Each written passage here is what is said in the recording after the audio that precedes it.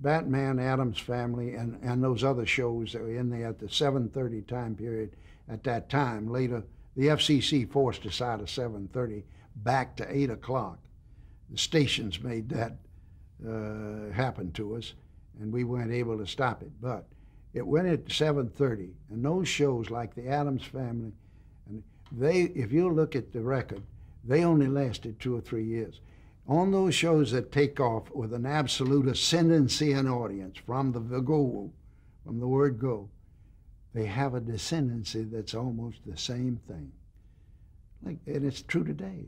Millionaire, now they made the mistake of, do you want to be a millionaire, of spreading the thing too many times during the week. But if they hadn't, it still would have, it took off too fast. The ones that are really the lasters are those shows like All in the Family that took a year to get to where they went and where they established themselves. Their first year, that was not a successful show.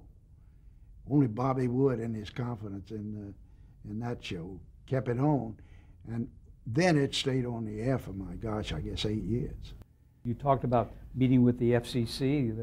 I'm sure you had a lot of We had a lot of that. They summoned us a couple of times on, we had a thing called Bus Stop that had a vulgar scene in it, and they hailed me and Ollie Trays down there and cuffed us around pretty good at Washington hearing, so-called hearing. There's a fellow named Dodd that's the father of the present senator from Connecticut. That Dodd was in charge of juvenile attention. I don't know what the name of the committee was, but he found he could make headlines by cuffing television around.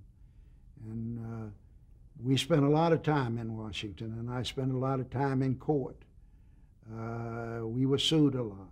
Did you try to stand up to that, or did you? No, no. The guy that was chairman of the FCC then had been appointed by John F. Kennedy, Newt Minow. Newt came over to us at the intermission, and he said, "Now look, just go up there and tell them you made a mistake, and you're going to try to watch it." And he says, "We'll leave you alone." So we did. And that was what we should have done in the first place, I guess. But I learned a great lesson from that, because I found out the best way to get, of course I'm not talking about Trent Locke, but the best way to get Washington off your back is just say, okay, I made a mistake, I'll try to watch it.